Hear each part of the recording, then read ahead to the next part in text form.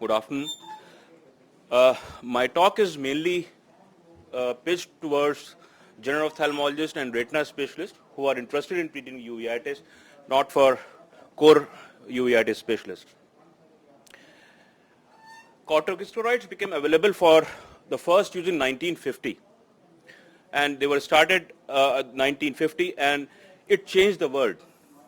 The corticosteroid remained the cornerstone of uveitis therapy, especially in acute situation and in vision-threatening uveitis. But they always produce trouble if they are used chronically or repeatedly. The prevalence of visual disability and blindness even remains despite corticosteroid therapy. Rheumatologists learned this lesson long ago. They use steroids and NSAIDs first, reserving immunomodulatory therapy for the patient with advanced disease. This resulted in progressive joint damage and greater disability. They started using immunosuppressives early in the course of disease, and they found that the outcomes in majority of these patients were better, with lesser disability and lesser toxicity as well. We can and should also learn from them. We should embrace this model of steroid-sparing, remission-inducing therapy even with more vigor than does rheumatologist, because the eye is so much less forgiving for chronic inflammation than the joint, with profound life-altering events. Now, these are the guidelines suggested. These are the situations where we should use immunosuppressives. Dr. Rohan has already given a description on that, but these are the guidelines given by international uveitis study groups.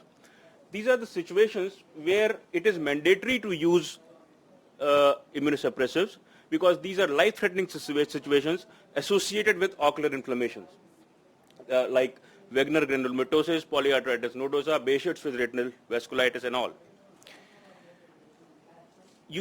IUSG also suggests that certain diseases where long-term outcome with the steroid alone are poor and should be treated with immunosuppressives from the very beginning.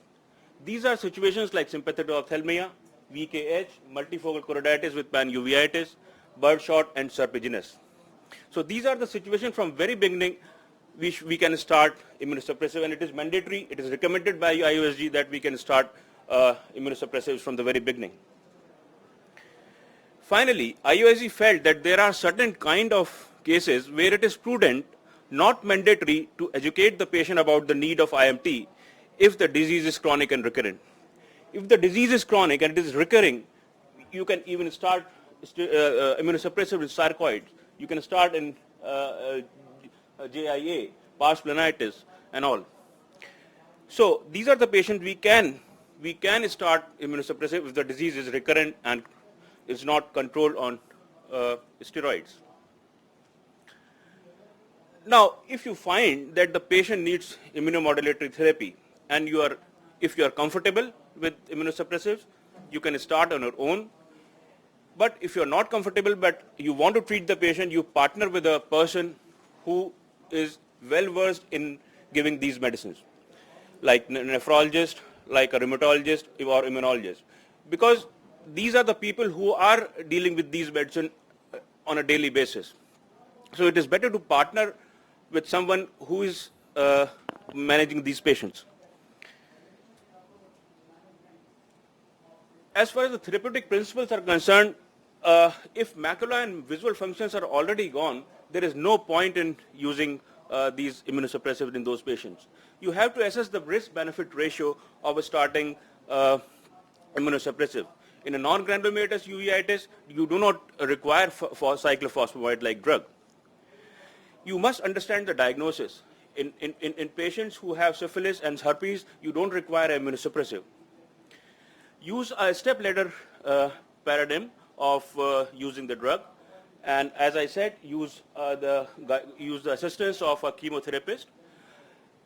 Use enough and use soon where it is indicated, because if you delay the treatment with immunosuppressive, the results are not good. And informed consent for these patients is very important, because you are going to give long-term treatment with potential side effects of these drugs. So here's the list of immunosuppressive drugs. Some of them will look new to you, but in ophthalmology, we are not using all these medicines. American Uveitis Society also concluded that there is a good evidence of effectiveness of the need of immunosuppression. They also suggested that this concept should be propagated amongst people who are dealing with uveitis. But in our mind, there are two main fears. We are scared of neoplasia. We are scared of their side effects. But what actually is it really so serious? Dr. Foster, who has been working on uveitis, has conducted a study of 160 patients on methotrexate, and he found that these are the side effects. Are they really very serious? These side effects can be very effectively detected on proper monitoring, and the effects can be reversed if the drugs are withdrawn on time. Similarly, it is shown that the prevalence of malignancy in patients with IMT is no higher than the general population in various studies. Side has clearly mentioned this. Now, what is unknown is the duration of therapy, how long you give this treatment, and when is the durable remission achieved to discontinue and decide discontinuation of or tapering of the disease of the therapy. Now, monitoring is required in all the patients. Dr. Muralidhar will elaborate on that. Now, coming to the first and the most common anti-metabolite that is used is methotrexate. Methotrexate can be given orally or subcutaneously. There is an advantage of subcutaneous injection because the bioavailability of the drug is better and there are lesser GI irritation and the drug is tolerated better. The onset of action of methotrexate is slow. It takes about 3 to 6 weeks to become effective. It will not be effective in a week's time or immediately. You have to wait for at least 3 to 6 weeks. So start methotrexate along with the steroids, and gradually you can taper off steroid and put him on methotrexate. And it takes about 3 to 6 months for the full intraocular effect of the methotrexate to come. The maximum doses you can go up to 25 milligrams a week. The pediatric dose is slightly less. The side study shows that 66% patient had no inflammation in 1 year and 58% patient reduced to steroid-free doses, that is less than the steroid sparing doses of less than 10 milligrams per day. Because of its lesser chances of developing neoplasia on a long-term use, it is a safe drug to be used for the use in children. There are chances of elevation of liver enzymes, though the chances of cirrhosis is there. For prevention, use folic acid 1 to 2 milligrams daily, usually to decrease severity of the side effects. One should avoid using alcohol because of the risk of hepatotoxicity. Other liver toxic drugs should be avoided. It is very important here that appropriate contraception for women of childbearing age for at least 3 months after discontinuation of this medicine. And there is potential for sperm mutation, 4 months off drug for males prior to attempting contraceptions. Because most of these patients are in a young age group, so this point has to be kept in mind. Another common drug that we used is azathioprine or Imuron. This is a good drug for adults, and the dosage is 100 to 200 milligrams that we use typically. The side study shows 62% no inflammation in 1 year and 47% reduced to prednisolone 10 milligrams per day. There are problems with azathioprine, like patients may have leukopenia, elevation of liver enzymes, but these can be very effectively monitored, and if you withdraw the drug, the side effects will be reversed. Mycophenolate is favorite of modern anti-metabolite because of the nicer, better side effect profile. and it is also effective relatively rapidly. The dosage is 1000 to 1500 milligrams twice a day. There are more GI disturbances in about 18% of the patients, but the other side effects are comparatively less with mycophenolate, and it is becoming more popular nowadays because with the availability of the drug.